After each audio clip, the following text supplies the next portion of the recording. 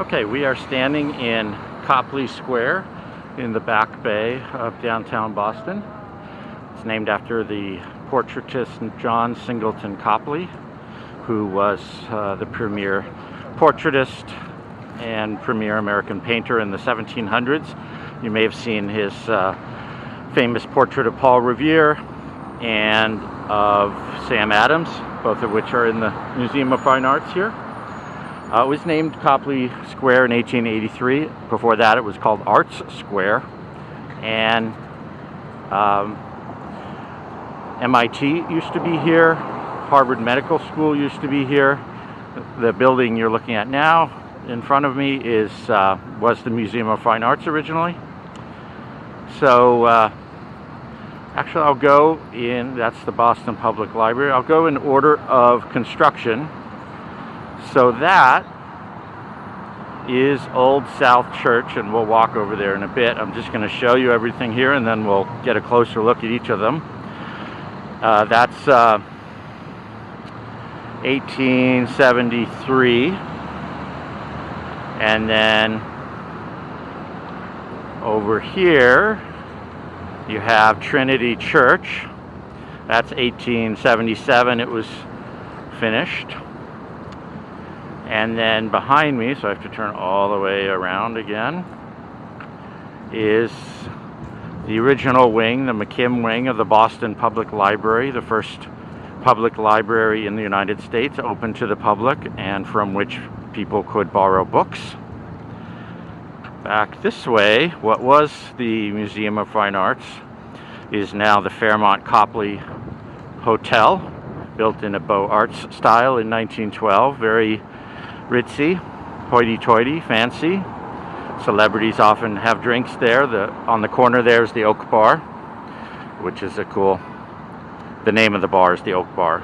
It's actually not made of oak, I think, though it might be. And then that amazing building used to be the new John Hancock Tower, and behind it was the old John Hancock Tower, named after John Hancock Insurance Company and the founding father, John Hancock. Now it's just called 200 Clarendon, but it is the tallest building in New England at 790 feet, and you can see its amazing design with those glass panels.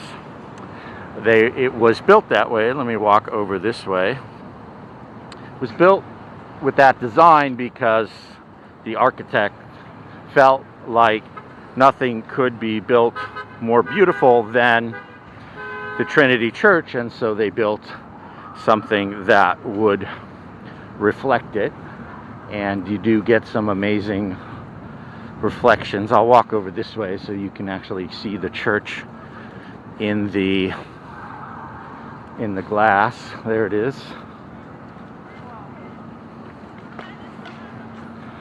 Originally, when they finished the building in 1976, the design wasn't perfect, and some of those glass panels actually were falling out of the windows and crashing onto the street below. I don't think anyone was actually killed, but still, you didn't want to walk near it. You can see every Friday afternoon there's a huge farmers market here. You can get some awesome produce, homemade honey, very fresh fish, all sorts of things.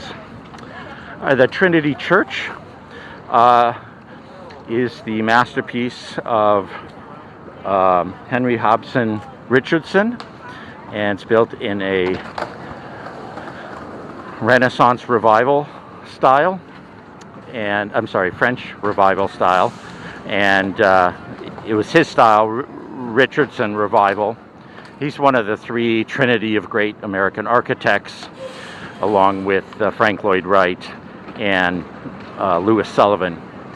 What's unique about this style is you can see it's got very heavy arches, and then it's got massive towers, and also the roof is clay, and it's multicolored. So when I first saw it, called it the German chocolate church, and that's what I still like to call it, and it makes me hungry for chocolate cake. All right, let's walk back over this way.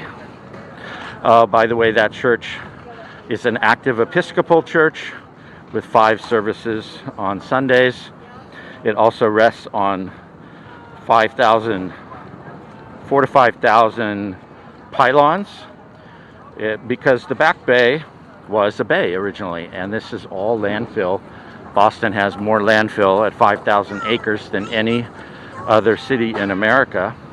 So what we're standing on was originally water, and to keep a building like that steady, they had to, I'm going to turn and show myself here,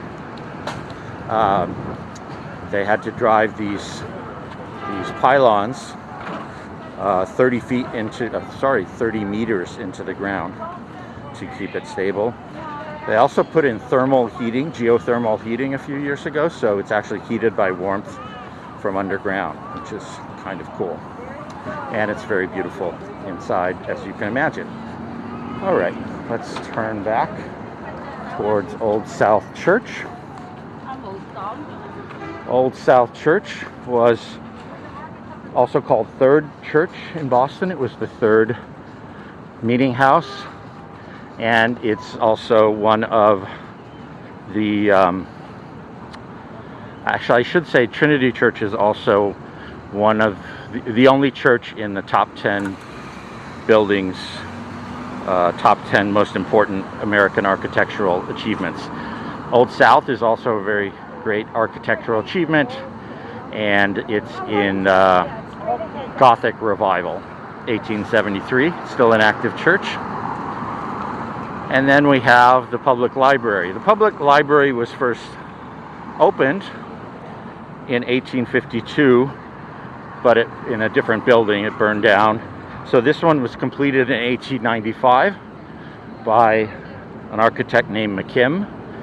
And behind those flags up there, you can see those huge windows, is the Bates Reading Room, and it's one room from end to end with about 50-foot high ceilings, big mahogany desks with green banker lamps, and very majestic and quiet and lovely to study in.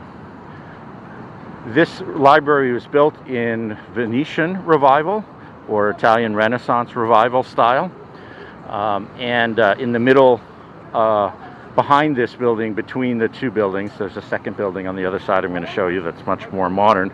There's a lovely little courtyard with a fountain, an Italianate courtyard modeled after a courtyard in a building in Rome that I think is featured in a movie about the popes. It's a funny movie, Italian movie, and they're playing volleyball in it because they're locked in to decide a pope. Anyway, it's gorgeous. There's a fountain. It's a great place to come study if you ever make it here. And then we're going to walk around. This is Copley subway station there. You can see it's a bus hub. Now, this is also the spot right over here, across the street, where the Boston Marathon, it's the finish line for the Boston Marathon every year. And right there is where the Boston Marathon bombing took place, right at the end of the race in 2013. 2 homemade bombs made from pressure cookers went off, killing, oh my God, I can't believe it. This is a subway station, inbound, killing, I think, 9 people and seriously injuring many others. 2 Chechnyan brothers were arrested and jailed for and it set off a manhunt of the style that we were in lockdown, much like we are now. It was quite extraordinary. Okay, looks like so as you can see, there's some construction, and we like to say that there are 2 seasons in Boston, winter and construction.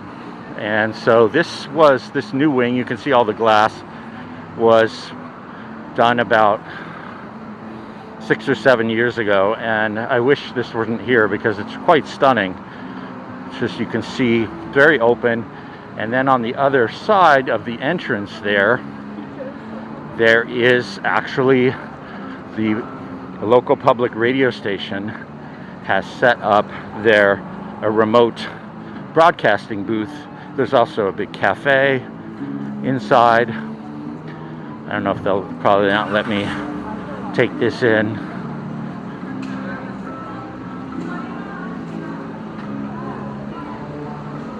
Are we allowed to go in or no? I guess they're taking this. I don't know what they could be doing, because you can see how modern. Oh, look, they have the doors there.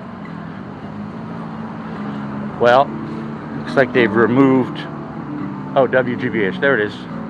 So it's the local public television station has a studio right there, so they can do interviews with famous people right here in downtown Boston, open to everyone, and then they broadcast them. So it's very cutting edge. And then you can see people come out. And then there's a Lindt chocolate shop across the street. After reading all those books, or more likely to fortify yourself to read all those books, you can get some chocolate. In fact, maybe I will go get some chocolate. No, I gotta be good. All right, that is Copley Square. I feel like I missed something.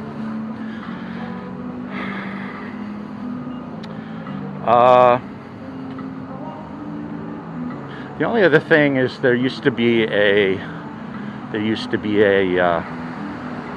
observatory floor on the top of the Hancock building, and you could go up, pay like $5 or $10 and go all the way to the top and look out in all directions. And after 9/11 in 2001, that was closed for fear of terrorism and never reopened. All right, I hope you enjoyed your little tour.